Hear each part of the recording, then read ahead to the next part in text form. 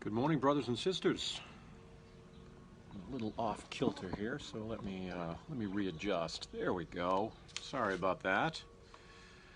So, after what seems like 12 and a half years of COVID, and we actually looked, we're well over 320 video presentations on our YouTube channel. Just yesterday, Father Chris and I sort of bumped into one another.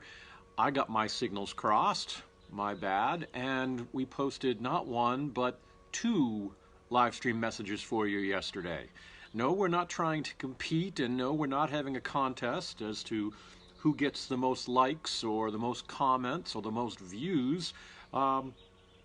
We just kind of, well, I messed up. I had forgotten that we had worked out a schedule and I was on for Thursday and Friday, but I woke up Wednesday morning convinced that I was in fact doing the live stream, and so I very dutifully spent some time in prayer and assembled a live stream and got myself out into the beauty of nature, delivered the live stream, and then about a half an hour later I got a call from Father Chris saying, we may have had a problem with communication. We did, in fact, have a problem with communication, and the problem was me. So, I apologize. I guess the other way to look at it, though, is you can just consider it bonus coverage, right? We did have some more bonus coverage on Sunday with our blessing on the animals. It's just an embarrassment of riches here at Epiphany right now, my friends. So, hopefully you took something from both Father Chris's reflection and the reflection that I posted yesterday. But we're back on track now, and it is my day, and so here we are. I was reading through the Psalms. I love the Psalms. There's a little bit of something for every type of mood, every way you're feeling. There are Psalms of joy, there are Psalms of pain, there are Psalms of lament, there are Psalms of there are even Psalms of vengeance, and Lord, smite mine enemies, and there's just a little bit of everything. But Psalm 131 really just kind of spoke to me. It's one of the shortest ones in the entire book of Psalms, and, well, let me give it to you, and let's think together about what this might say to us. Psalm 31. Someone's trying to call me. Apparently they want to see yesterday's live stream again.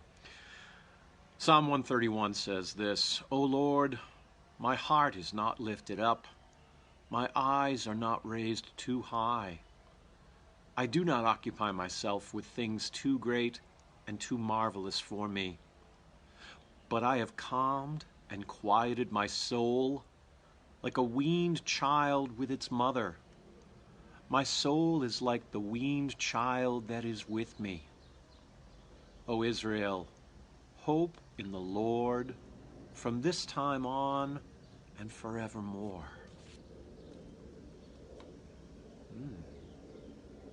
That's it. Very brief. And I don't know what you might take from that, but I read that psalm and I hear it through the sort of the lens of this COVID time that we're living in right now. I hear it through the racial unrest going on in our country. I hear it through the significant lack of civility in our political discourse. We have any number of problems that are facing us right now, and yet this psalm, at least to me, sends a message of hope. And it helps to remind me that it's not all on my shoulders. It's not all about me, and I'm also not responsible for fixing all of it. Lord, my heart is not lifted up, my eyes are not raised too high. I don't have to solve everything. The world will turn on its axis, and God does that. I don't have to do it. The sun will come up every morning, and I don't have to pull it up by a rope. it will come up anyway, whether I do anything about it or not. So don't think too highly of yourself, O'Brien. That's one of the messages I get from this. I do not occupy myself with things too great and too marvelous for me. Yeah, amen to that. But I've calmed and quieted my soul like a weaned child with its mother. Oh, I love that. Think of it from this perspective. When a baby is hungry and it nurses at its mother's breast, and immediately it falls asleep, right? It's safe, it's warm, it's contented, its belly is full. Does that child, as soon as they finish their lunch, immediately start worrying about where their next meal is going to come from? Do they start worrying about political discourse and what their future is going to be? Will they get into the right college? Will they be able to buy a home? Will they meet the right life partner? No. No, a child at its mother's breast merely is fed, is warmed, and is contented, and doesn't worry about anything. There's a message for us there, too. We should stop worrying so much about the cares of the world and just rest in the arms of God, knowing that God's got this. I have a fly like the vice president, apparently. O Israel, hope in the Lord from this time on forevermore. It is about God. It's not about us. We can do some things, and we should do some things. But there has to be that balance, right?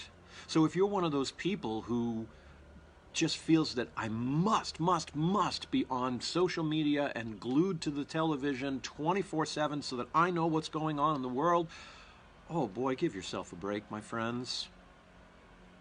Take time to know that God's got this and you don't have to. Don't occupy yourself with things too great or too marvelous for you, because it's not yours to solve.